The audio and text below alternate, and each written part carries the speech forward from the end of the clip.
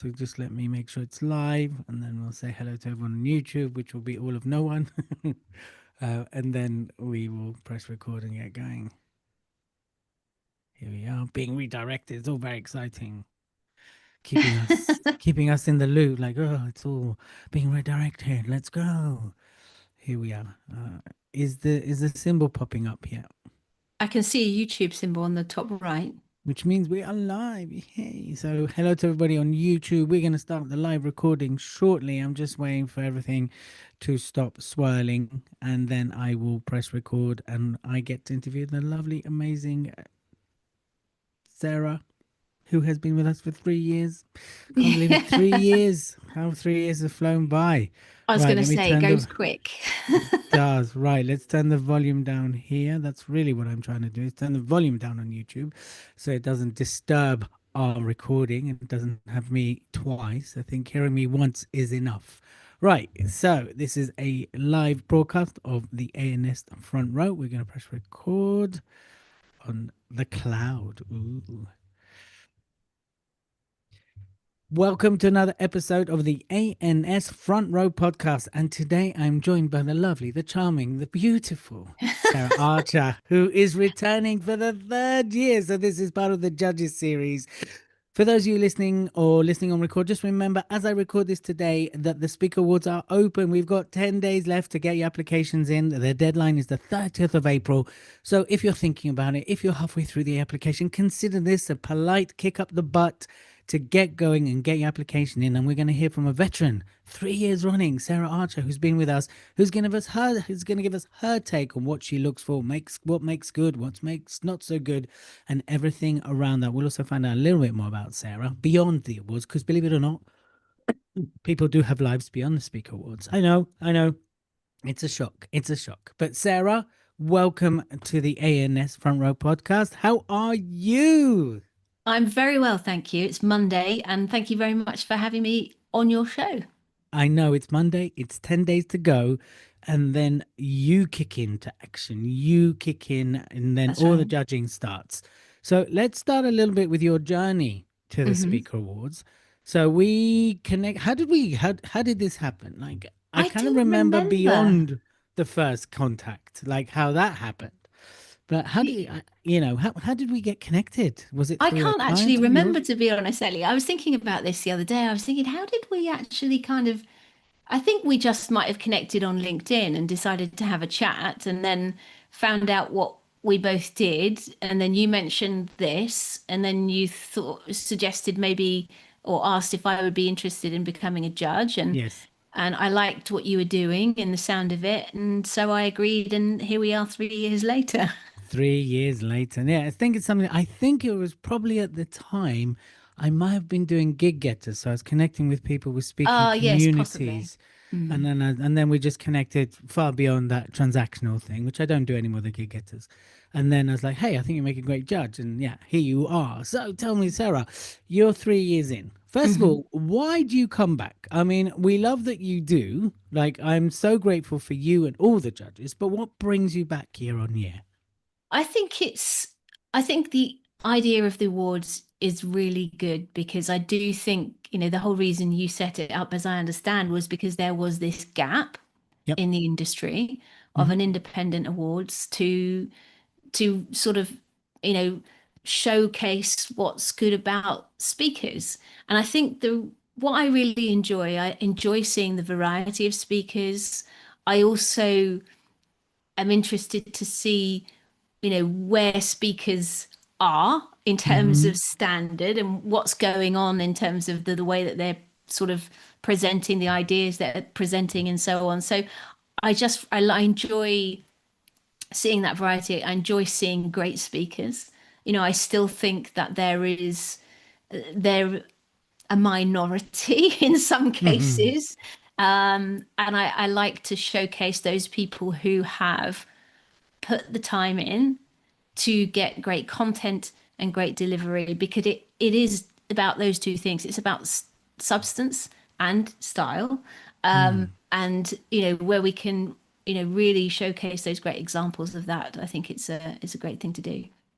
Great. So, as I said, we're always grateful for yourself and any judge to get involved, right? And you're doing it 3 years running. So, 3 years, this is your third year.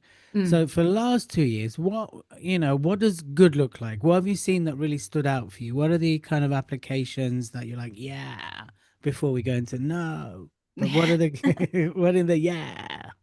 I think, I've mentioned this before, but I think the ones that take it to the next level in terms of performance, in Right. terms of, that owning the stage, that commitment to their message, because there are a lot of speakers who will half-ass it in some sense. And I don't know if like in I'm an actor and comedian as well. And Mm, I when you watch an actor, for instance, that doesn't commit, it really falls flat. And I right. think, whilst speaking isn't like jazz hands, you have to commit and perform. And I'm going to Mm, say perform in a way that you have to be authentically you mm-hmm, and your personality has to shine through.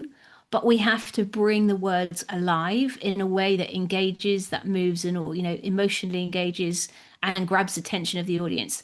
And I think that's for me what makes the great applications stand out is those people who you can tell the passion, you can see the attitude coming through, you mm. can see the variety in the shape of the application, and you can see someone who has crafted that piece of work and been committed to getting their message across in a way that absolutely lands with impact with the audience.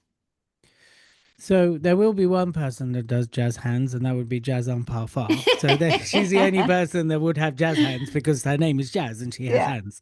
So jazz hands, that's when you would accept jazz hands. But Jazz isn't allowed to enter anymore because she's in the Hall of Fame. So in that respect, you won't see any jazz hands. No.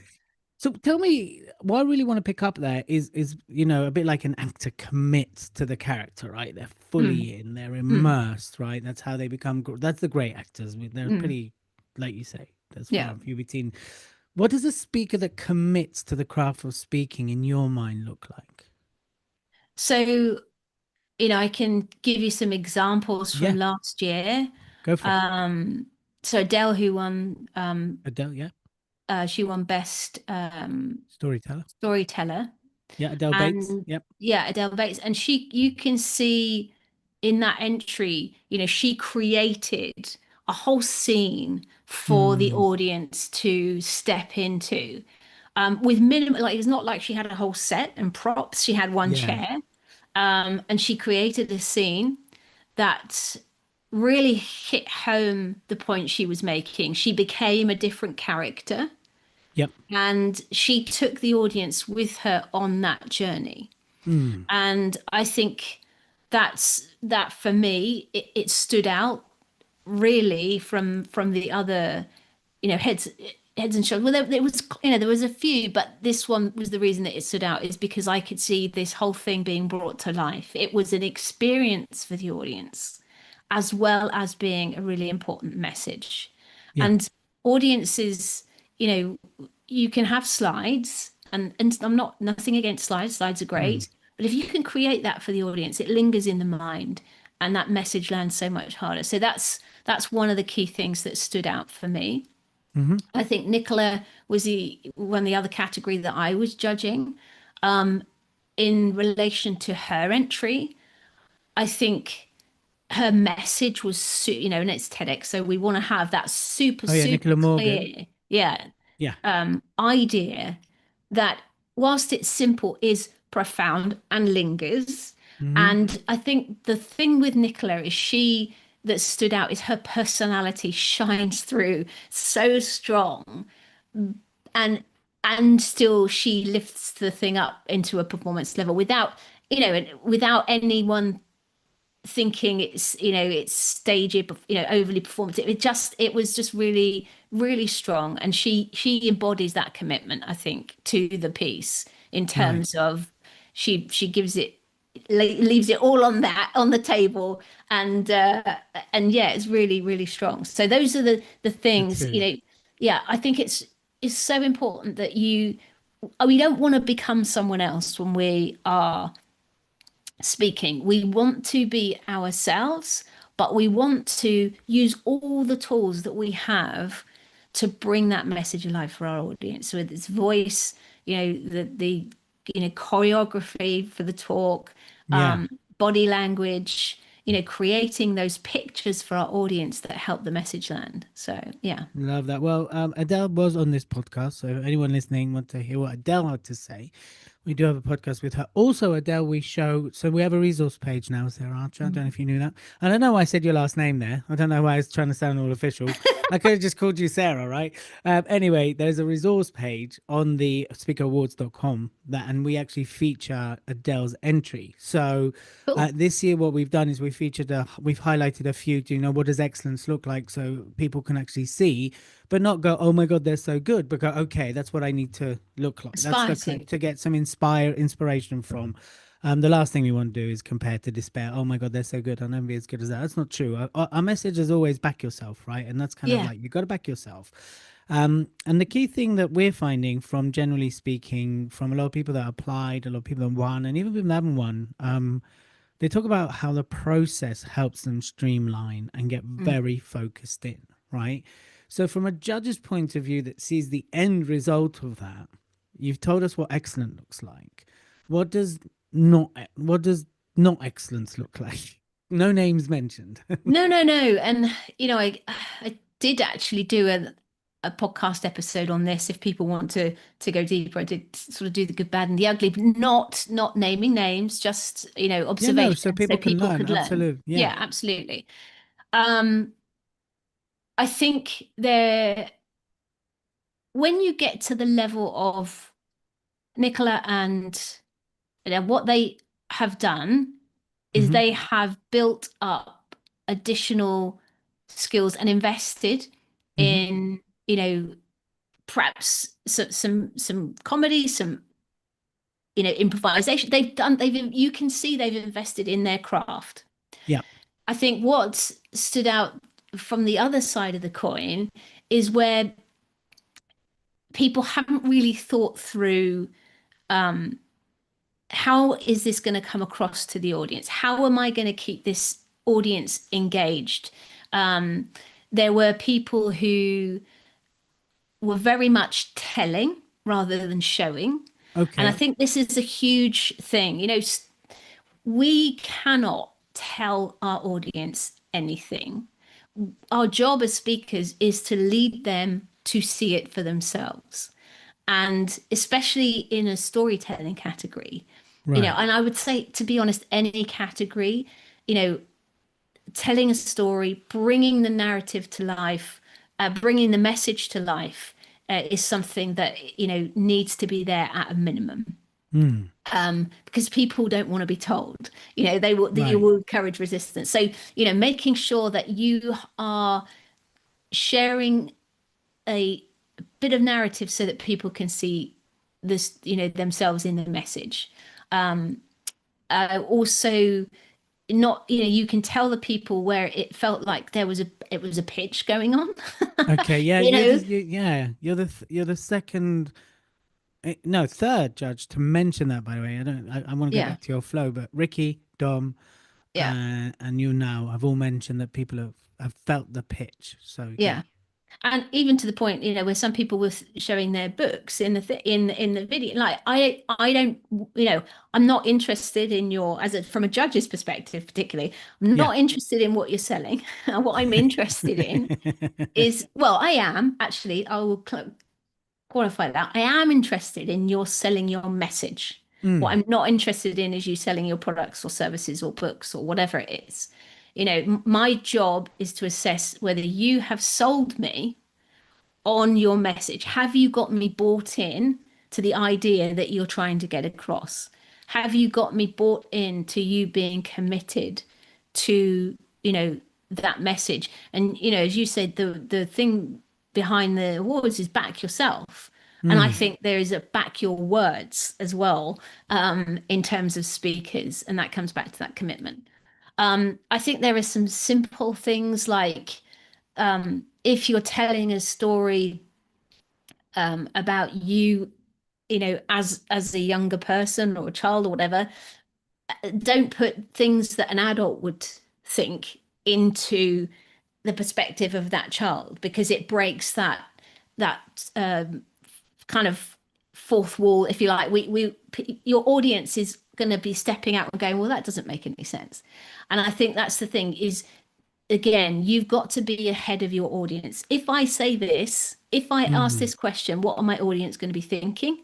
And I need to be delivering, or answering. You've got to be one step ahead of your audience. So I think there's, the things that stood out on the other side was a lack of preparation, the pitching, just not paying attention to what the audience needs in order for this message to land.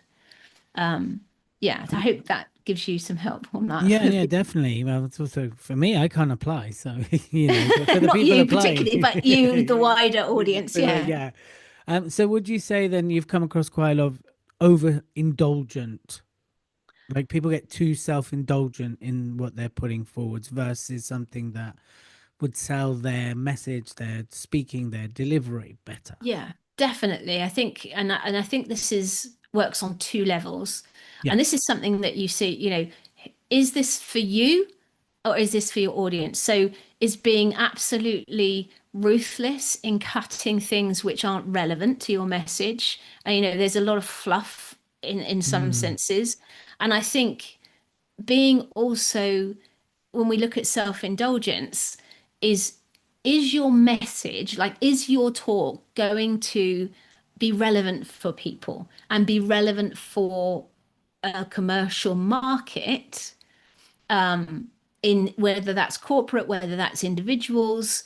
Are people going to want to hear this message, or is this a pet thing for you, and no one else actually cares about it? So it's thinking about that as well. And I think one of the criteria often comes up is bookability, not in every Mm. category, I don't think. But, are you solving, is there a real issue out there that this is solving for people? And is this message going to be landing with that target audience in the way that you want it to? Right. Well, there is the bookability now, isn't it? Mm, And that is judged by speaker bureaus. So that's yeah. judged by bookers. Mm, So, it's kind of like the people that enter that are either already very established and want to get that extra kudos, or they want to get in front of, so they go for the bookability yeah. category. So what are you excited about this year? For us it's year 5, for you it's year 3. Mm. What excites you about the awards this year before we change I angles? think the same things as before, in a way, which is how much have people grown? People have seen what's happened in the past. Have Mm. they taken that on board? I mean, in a sense, every year the awards is a year older, you have an advantage over the previous applicants, because you can sort of see what kind of things are winning, and getting shortlisted. How can I, and we don't want to copy, but how can I, it's back to that sort of bar. How can I make sure that my stuff is reaching that bar? Now, that's not to say that you need to be, a 10-20K speaker to enter the awards, but we do want to see, a level of investment in yourself and the message, to the point that that it lands and it comes across, and we can see that you've paid attention to the important things around story engagement, all of that stuff. Yeah. So Okay, yeah, so I'm cool. looking forward to seeing that whole, whether the bar has lifted again. Yep. And I actually just love hearing these new ideas. I've got a curious nature. And I think also the world can seem, especially at the moment, quite a dark place. And I think what's Mm. also really lovely is that most of the people that speak have an important message to share, and it's a message of hope, often of light, and it's a lovely antidote to what is going on in the wider context. So that as well.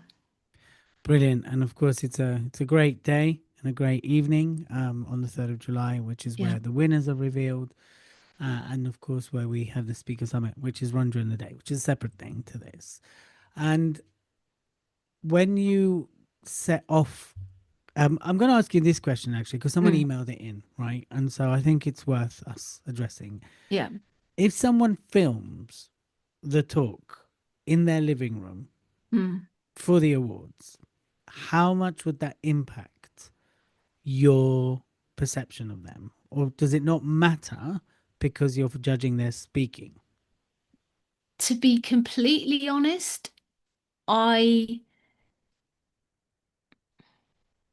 at a conscious level, Mm-hmm. I wouldn't let it influence me. If I had an amazing speaker, and I Yep. mean, sometimes we can't, there are some professional speakers out there who are getting paid. Yep. Maybe they haven't got that professional on stage video done.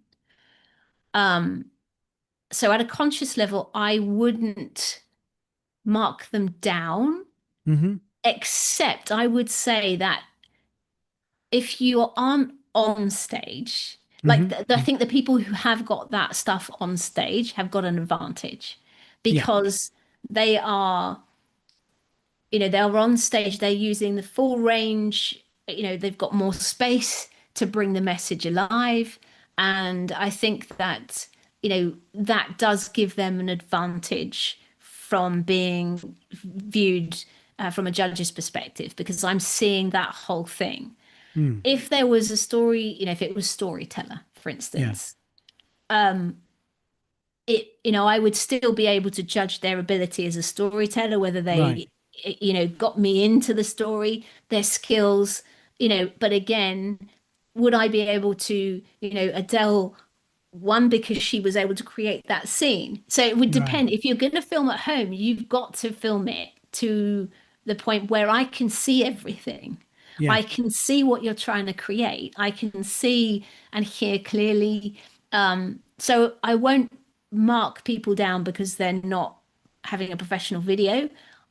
I would just say that if you aren't, then make sure that as a judge, I can see everything and you're Right. giving yourself the best chance to bring that story or whatever it is. I don't know what category I'm judging this year, but that message to life. We haven't revealed it yet. We shall reveal it this No. week. Everyone's been allocated. I can't remember off the top of my head is the honest answer. Yes, no, absolutely. That's what we say. My response generally is if you feel it reflects your ability as a speaker, go nuts. Do it in your Yeah. living room. Yeah. Just don't have dirty washing in the background or anything Oh like no, that. I mean, yeah, Yeah. that I would absolutely, if they hadn't been even couldn't be asked to clear the space and make it look, then yes, I'd be like, you aren't taking this Right, seriously, exactly. you Yeah, know? no dirty knickers in the Yeah, filming. exactly. Yeah, But so like just treat it like this if you're making the time to bother to do this, then give yourself the best chance and think, how am I going to come across as professional as possible in the space that I have available. perfect. I think that's great advice. Good. And I'm glad because she emailed in today, today, and then I responded. But what I will do is I'll let her know that we answered this question on this podcast. Yeah. So, really good, really exciting times. We're seeing the applications come in. I don't know how many over the weekend have completed. We're almost at 100 in total. That includes in draft, though. I don't know how many have crossed the line. But I can't reveal who and what. But this year we actually have a celebrity enter. Oh, there you go. So yes, I was like, when I was going through, I was like, oh my gosh, it's that person. This is someone that was in my youth. I was growing up. I can't give too much away because then people might be. But anyway, I was like, wow. Oh, So brilliant. let's see. But you know what? This is the point. Everybody's going to be judged equally. It really doesn't Yeah. matter who they are. It matters what you do, because this is a speaking competition ultimately.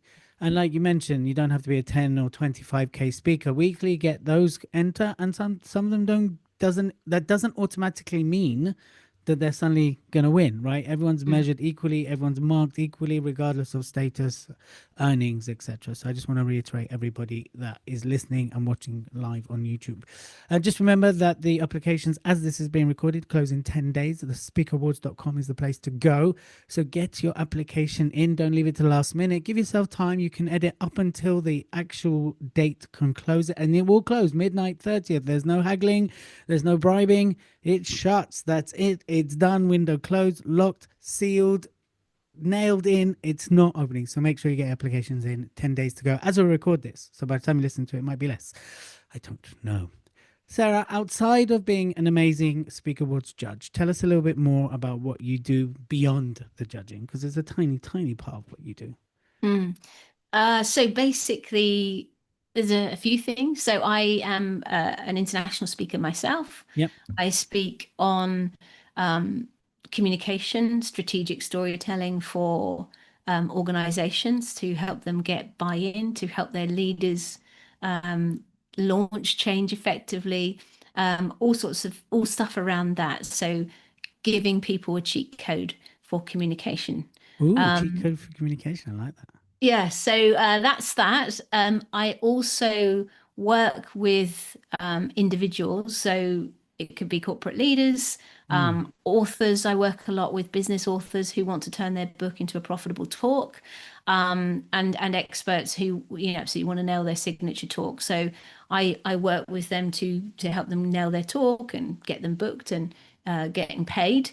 And I also write plays and do comedy, and so I have a theatre company that also goes out on the road doing shows.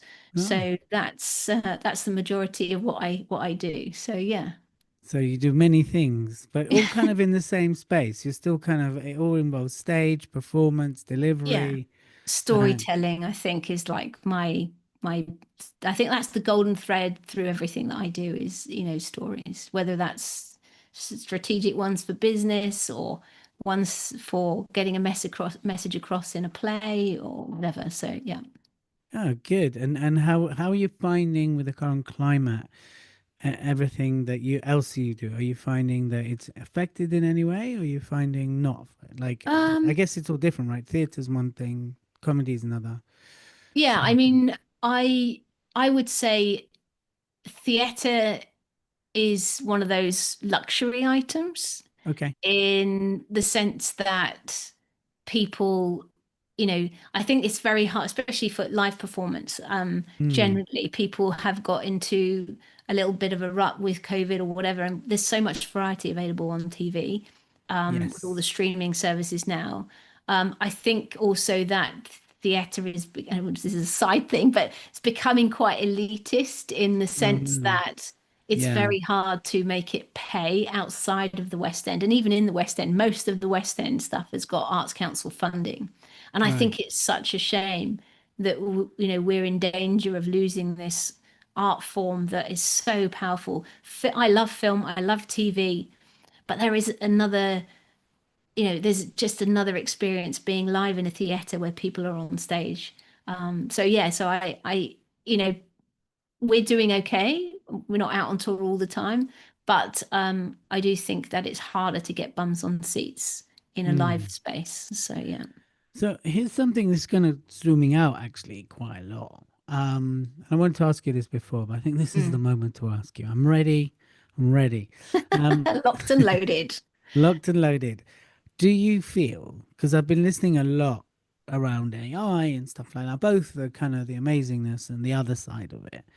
And I wonder, and I've noticed statistically as well, that people are craving connection more, right? Because Mm, I think like the data side of our world is easily taken care of. The chat mm, GPTs of the world, the Claudes, the da da da da.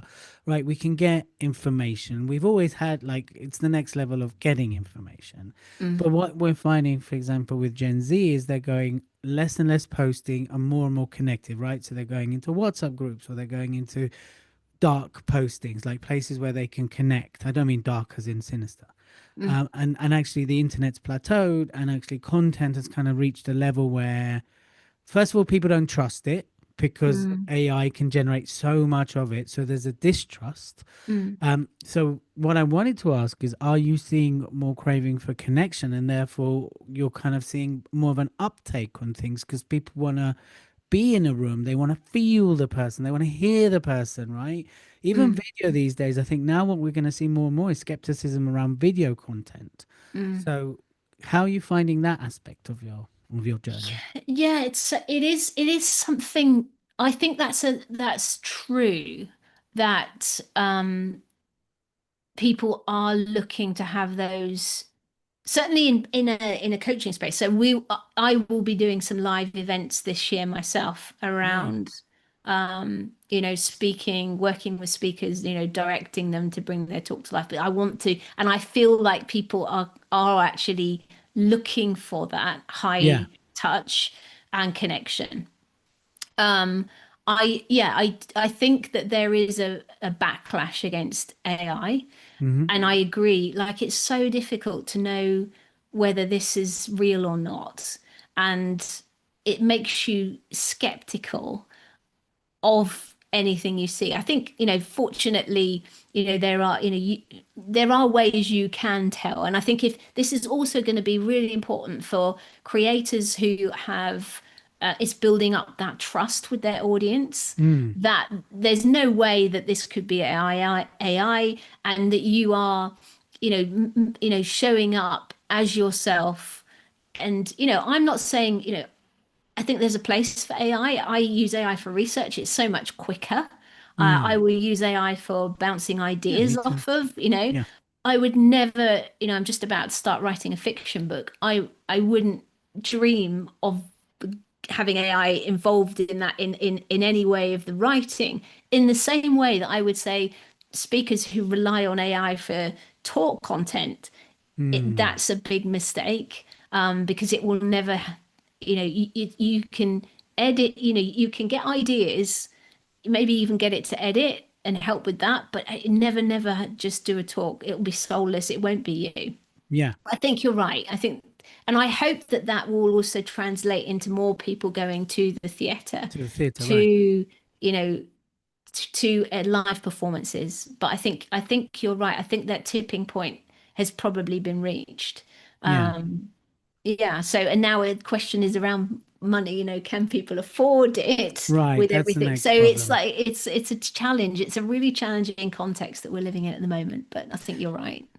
Yeah, it is challenging. And I think, I mean, I said this post pandemic that because someone said to me, aren't you worried you want an awards company? It's an events company. In essence, we're an events company, right? And we're Mm, looking for international growth and things like that. Even the district looking to grow into it was like, oh, the war, right?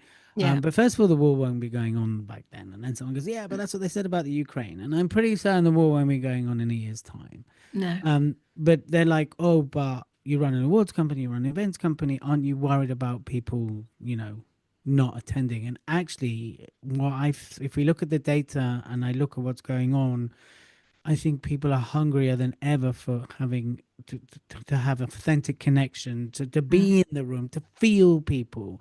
Because whatever AI can do, it can never do that. It can never replicate human connection. It can never replicate smelling the person's perfume next to you, right? Or their aftershave. It can never connect the shaking of the hand. It can't replace that. no. A speaker going wrong on stage and having a laugh about it, or playing Yeah. with the audience, right? It Yeah. like on the moment, maybe you can train AI to kind, but who knows? Who wants that, right?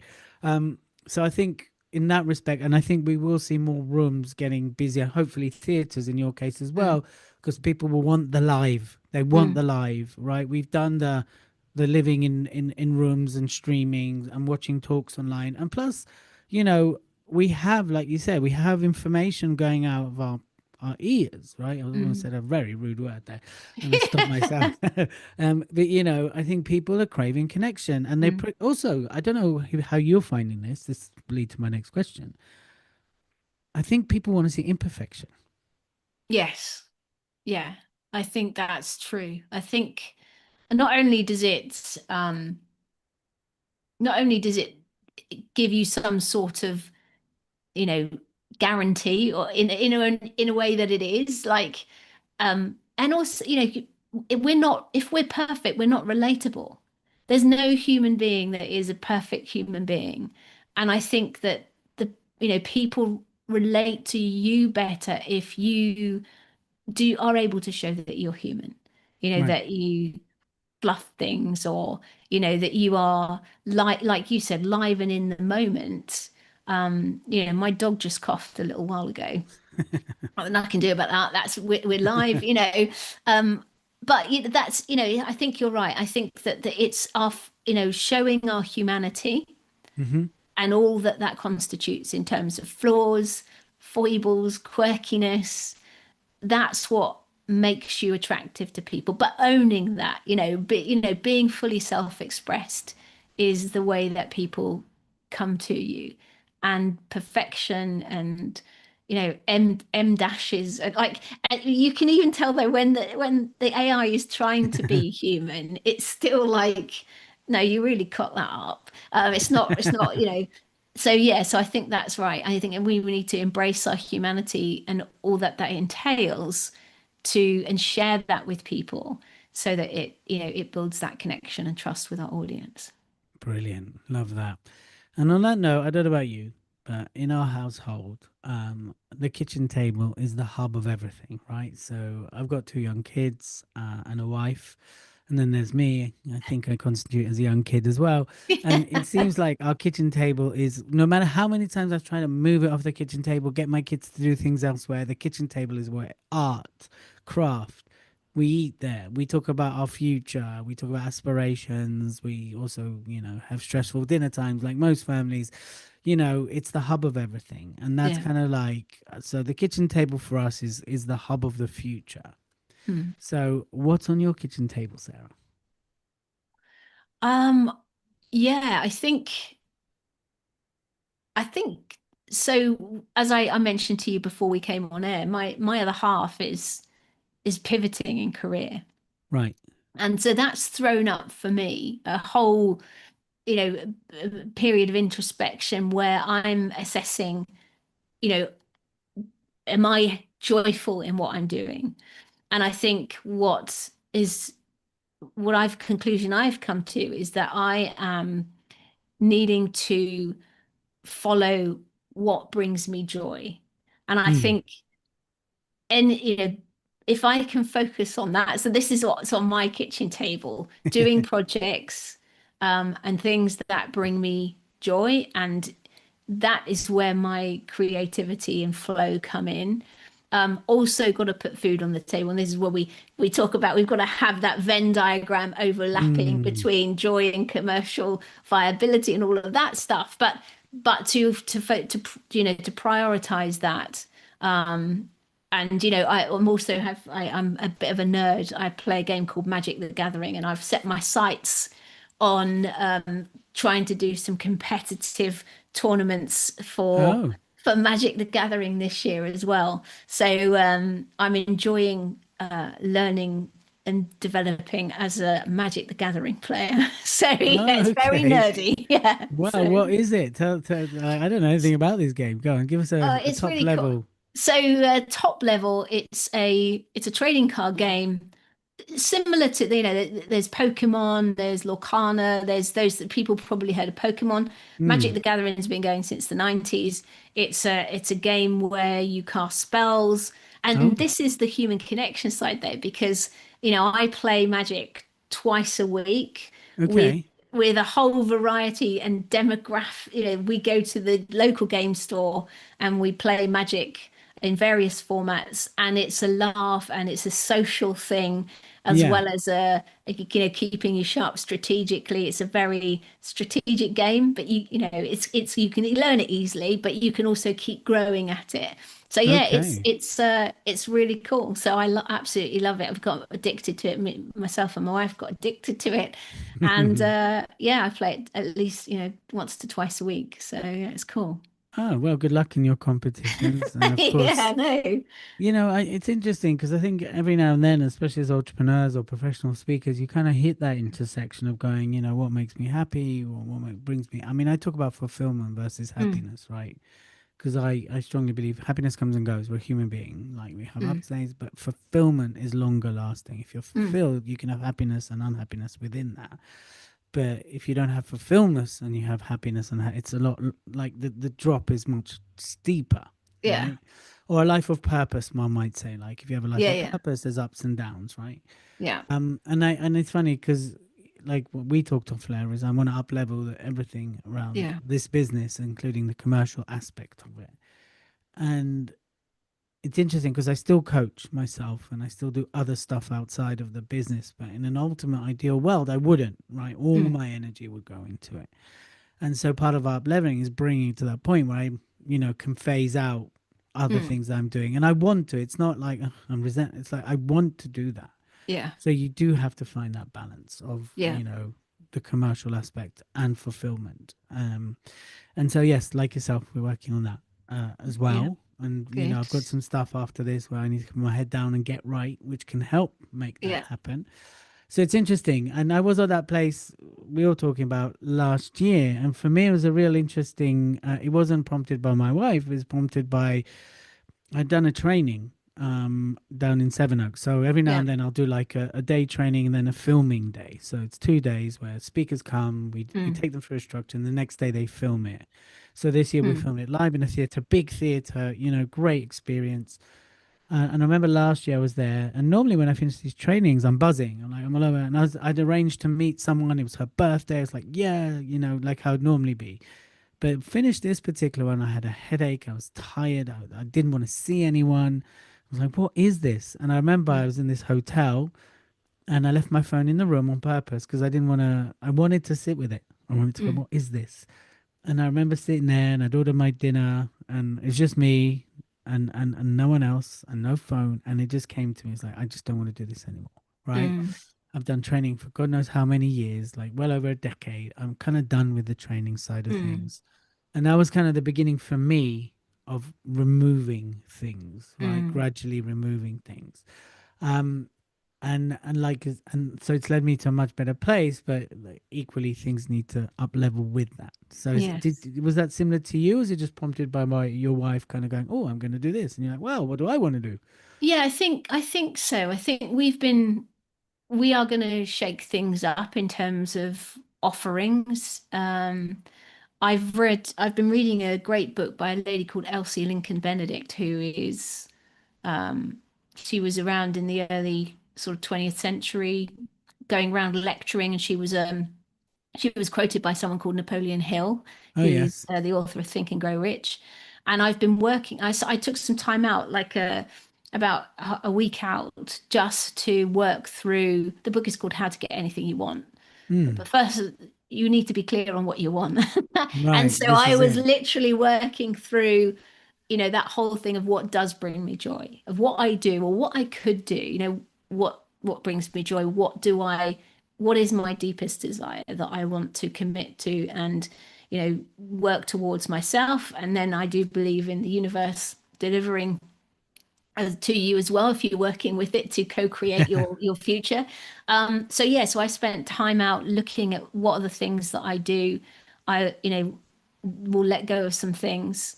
I will introduce some new things. And yeah, we'll be making some changes to the way that we operate going forward. In the same way, I think, and I think that's the thing.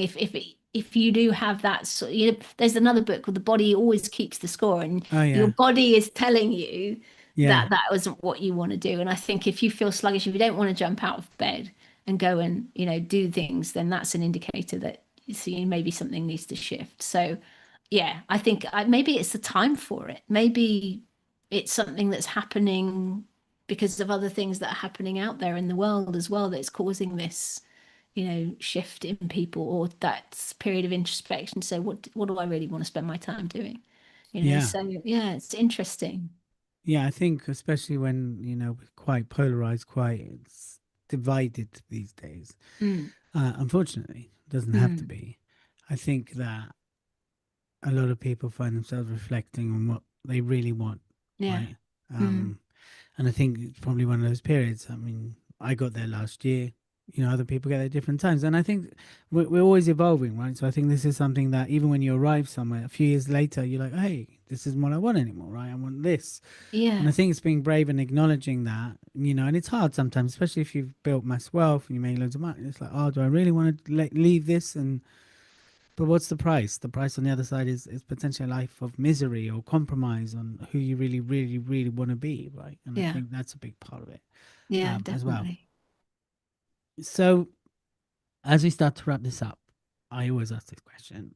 Um, what's what should we be speaking about that we're not speaking about?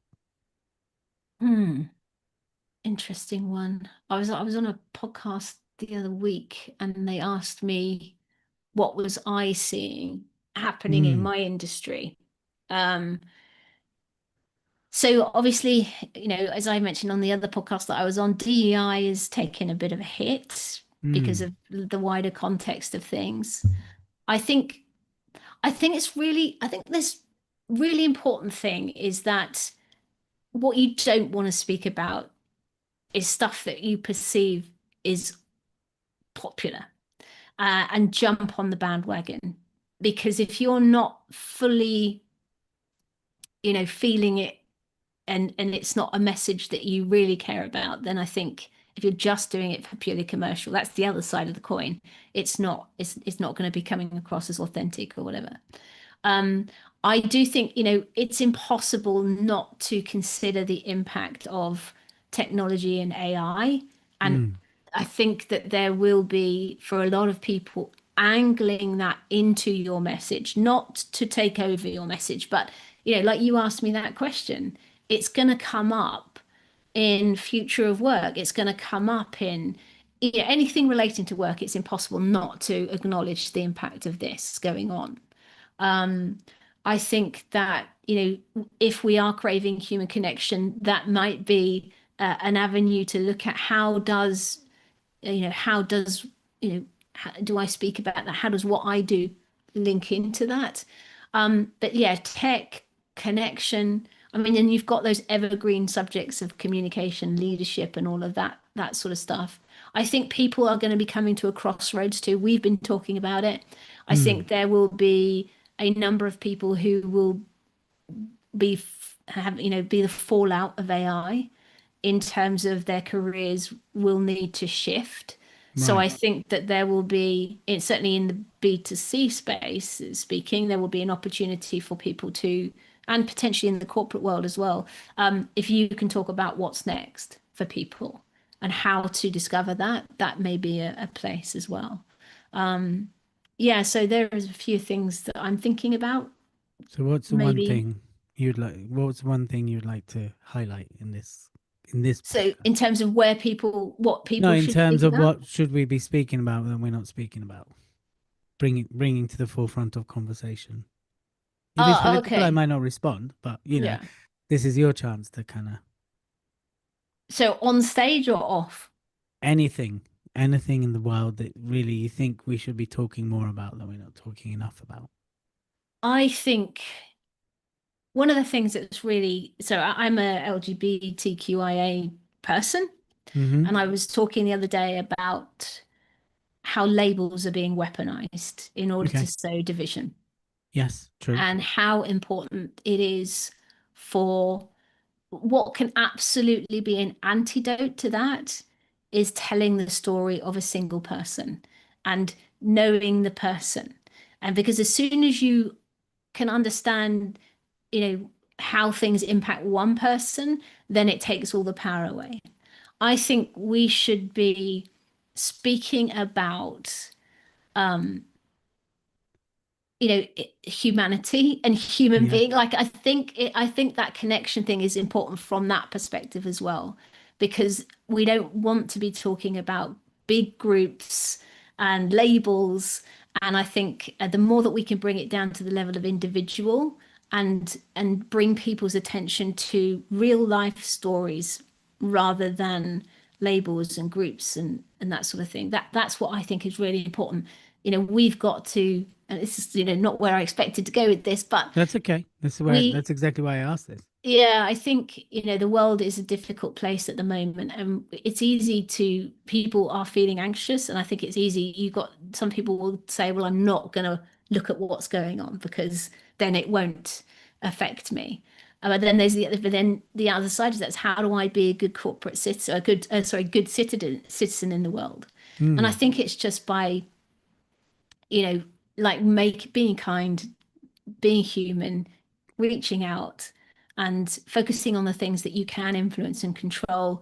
And, so there's a lot there. So the one thing yeah. is, I think, being being kind, I think, and it's a, it's one of those things that's overdone, but like Is think it? Can about you ever people overdo as that? people. Sorry?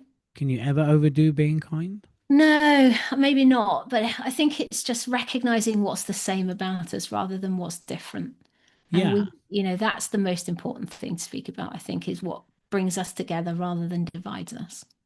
Yeah, it's interesting because when I hear you speak about that, in my new book, I talk about actually how do you take on, I talk about certain attitude and how do you Mm, do that if you are, from a different community, a different sexual yeah, orientation, a different race. I talk about that. And actually, one of the things I do talk about is the way to disarm is to tell your story and your experience. absolutely. Yeah, Right. And I think, because if you go up to groups, people can't relate often to groups, or they yeah, just, then their stereotype comes projected onto that group. But when yeah. there's a person in front of you going, well, this is how it's happened to me, Mm, then it's very hard. Oh, I didn't realize it impacts you that way.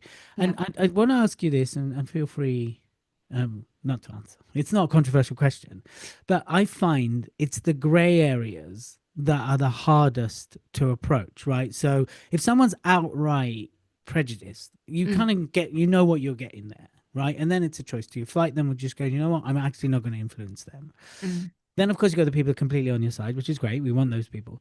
I find when I kind of, because, I'm half Argentine, half English, I've got various heritage going on in me. And I find it's the gray area that is more the cutty side of things. Because then you're sitting there weighing up, do I tackle this? Is it, or is it not worth it? Like, and that's where I find I've got the most dilemma is mm, in the gray area. Like when someone's a prick, they're a prick, right? And you're not going to change they're a prick and they're racist and they're whatever, misogynist and chauvinist. And sure, there are people that go, you're disgusting, and but you're going to met with fierce aggression.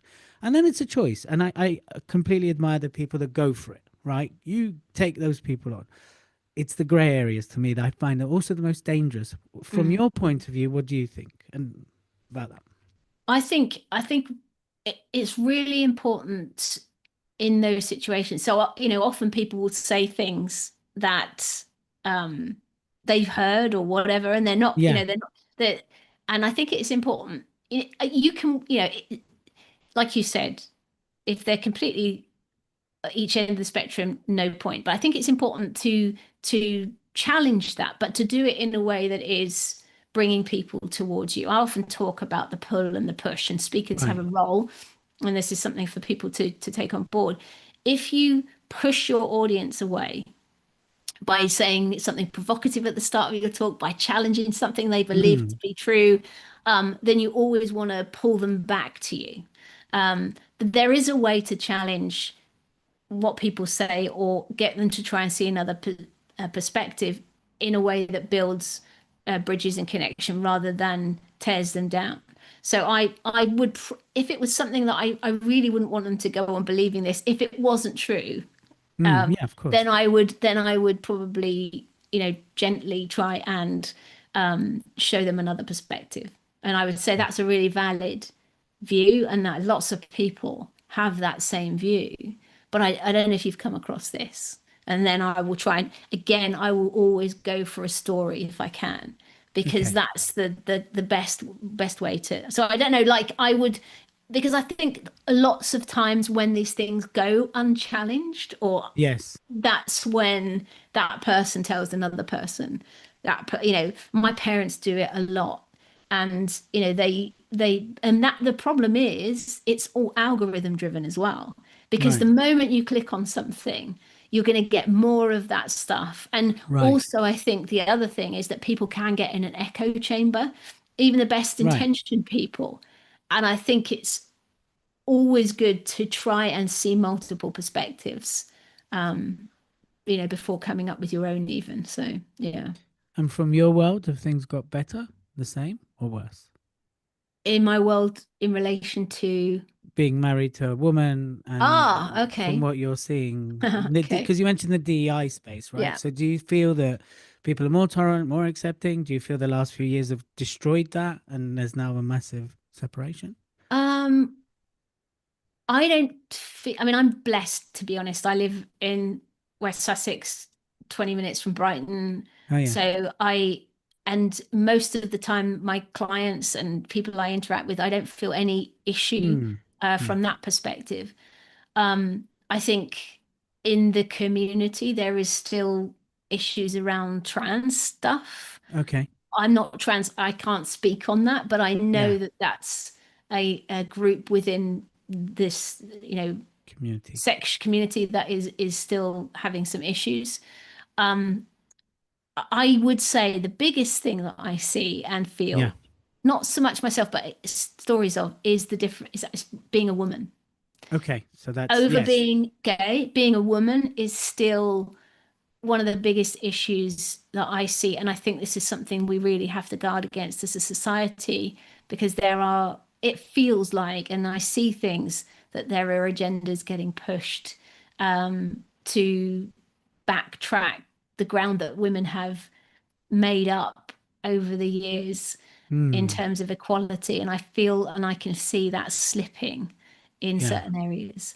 And I think what's really interesting is that, and I said this the other day, the companies who were paying lip service to DEI, to, women's equality in the past, are the, if all of that's gone now because it's politically gone the other way, then Hmm. we can see whether their commitment was real or not.